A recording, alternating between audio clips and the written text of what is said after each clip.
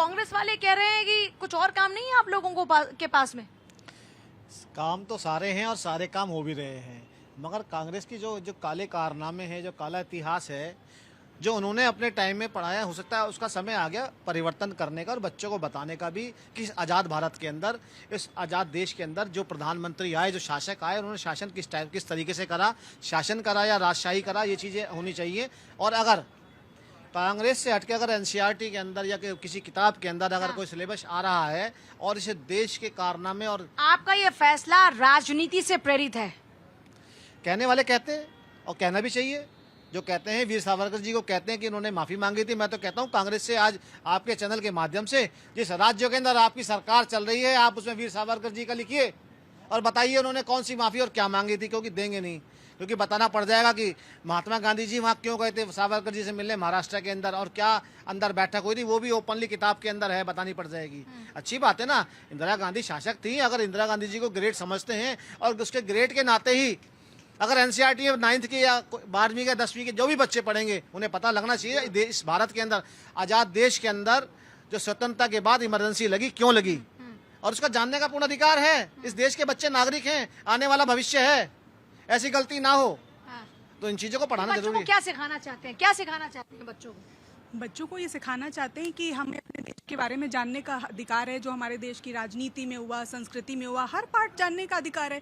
तो अगर हम इस पार्ट को जान जाएंगे तो दिक्कत क्या है, और विपक्ष को परेशानी नहीं होनी चाहिए। अगर इमरजेंसी लगाने के कारण वाजिब थे, सही थे, तो ये लेकर के आए जनता के सामने और जनता को खुद डिसाइड करने दे। वो रीजंस बता सकते हैं ना कि भाई ये वजहें थी, इन स्वाभाविक वजहों से हमें इमरजेंसी लगानी पड़ी, इससे जनता को ये लाभ हुआ, हमने जनता का ये विकास कर दिया, उनको इतनी स्वतंत्रता मिली। क्योंकि छुपाता तभी इंसान है जब वो गलत होता है, अगर सही होता है तो वो नहीं छुपाता है। तो इनको जो इन्होंने लगातार इतना राग अलाप रखा है कि मोदी तानाशाह, मोदी तानाशाह, तो एक्चुअल में सामने आ जाएगा कि तानाशाही क्या होती है, वो जनता के सामने इनकी पोल खुल जाएगी। इसलिए ये डर रहे हैं कि एनसीईआरटी की किताबों में ना आ पाए, हमारे बच्चों को, हमारे युवाओं को पता ना चल पाए कि इन्होंने क्या क्या गलत किया है देश के नागरिकों के साथ, इन्होंने संविधान का कैसे दुरुपयोग किया और उन्होंने सत्ता का कैसे दुरुपयोग किया है। तो यही अपने काले कारनामे छुपाने के लिए कांग्रेस प्रयासरत है। बिल्कुल। क्या आप क्या मानते हैं, ये वाकई राजनीति का विषय है या फिर एक घटनाक्रम है जिसको पाठ्यक्रम में क्यों ना पढ़ाया जाए? देखिए, कहा जाता है ना कि history is always written by winner. जो विजेता होता है वो इतिहास लिखता है।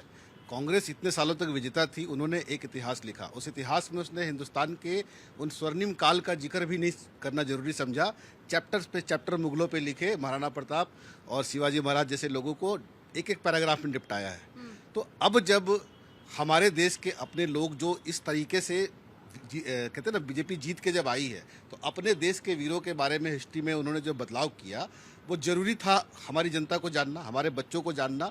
इतना स्वर्णिम इतिहास रहा है, चोलाज रहे हैं, मौर्याज रहे हैं, उनके बारे में कहीं जिक्र नहीं। सम्राट अशोक, जिसका अशोक स्तंभ लेके चलते हैं, उसके बारे में हिस्ट्री में एक आध लाइन में निपटाया जाता है, जबकि उसको अच्छे से हमारे हिस्ट्री को पढ़ाया जाना चाहिए। किसी भी कंट्री में आप चले जाइए, पाकिस्तान की कोई हिस्ट्री नहीं है, फिर भी वो हिस्ट्री में क्या पढ़ाता है लोगों को।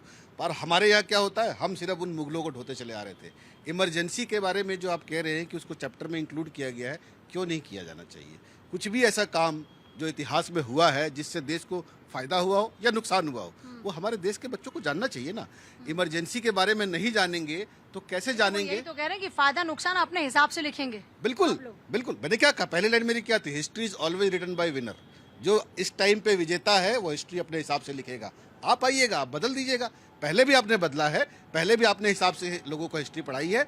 अभी आप जब दोबारा आएंगे तो पढ़ा लीजिएगा, लेकिन दोबारा आएंगे तब तो, उसकी कोशिश करेंगे तब तो। सिर्फ खड़े होकर विरोध करने से आप वापस तो नहीं आने वाले। आपको जनता को भरोसा दिलाना पड़ेगा कि आप सही हैं, आपने कुछ गलत नहीं किया है, आज तक आपने सही किया है।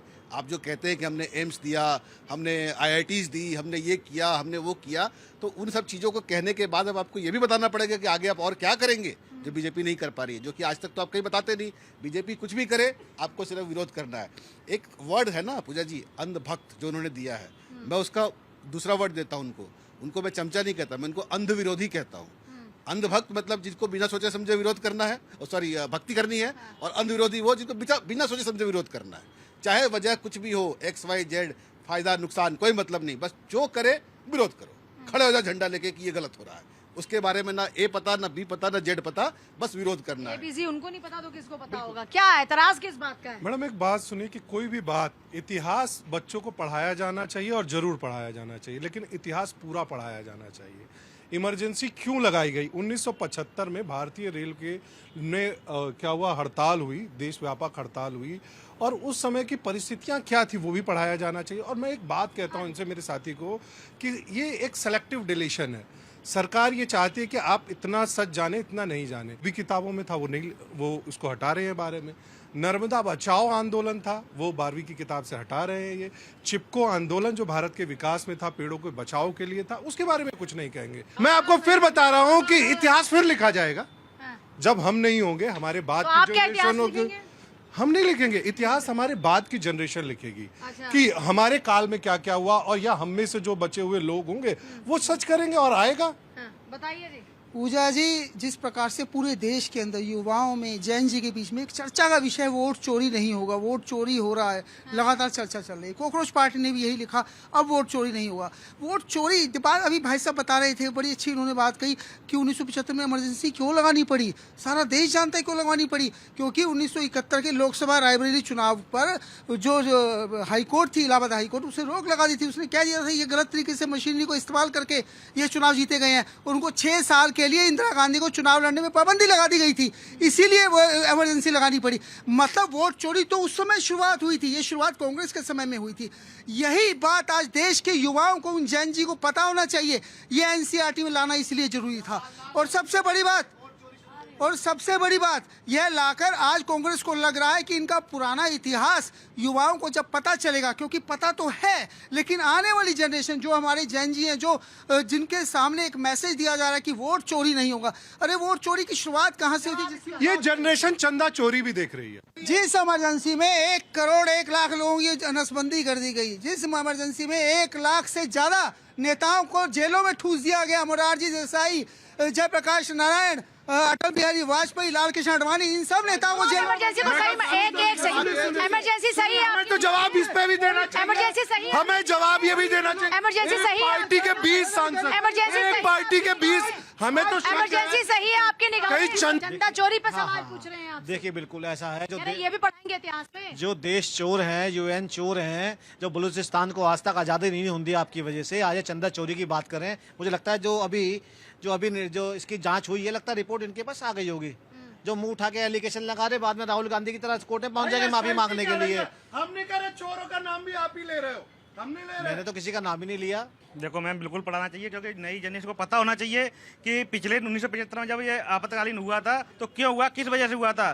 क्योंकि लोकतंत्र हिस्ट्री को पढ़ाने से बढ़ता है, ना कि उसको छुपाने से बढ़ता है। और रही बात उसकी अयोध्या की, बता रहा हूँ, लोकतंत्र कह रहे हैं मजबूत होगा, हिस्ट्री पढ़ाई जाए। बिल्कुल पता होना चाहिए ना नए युवा को क्या हुआ है 1975 में, क्यों आपातकाल, क्यों इमरजेंसी लगी। और मैं इनका जवाब दे दूं, मैं आप बोल रहे हो अयोध्या में कौन सांसद है, किस पार्टी का है? क्योंकि सपा में वही चोरी डकैती हो रही है, इसलिए वो महेंद्र भी हो रही है वो, इसलिए।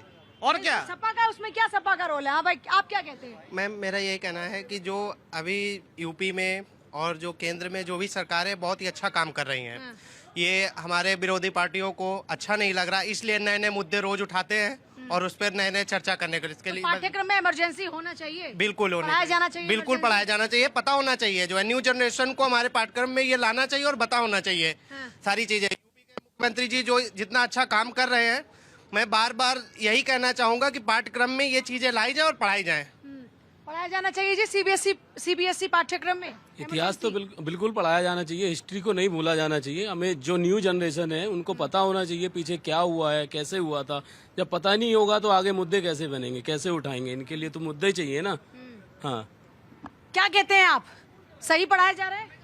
पढ़ाया जा रहा है? हाँ, में इमरजेंसी पाठ्यक्रम होना चाहिए कि नहीं? होना चाहिए, क्यों नहीं होना? पढ़ाया जाना चाहिए। पढ़ाना चाहिए। पढ़ाया जाना चाहिए जी इमरजेंसी की नहीं? बिल्कुल बिल्कुल पढ़ाया जाना चाहिए कि नहीं? जी हाँ, पढ़ाना चाहिए। पढ़ाना चाहिए।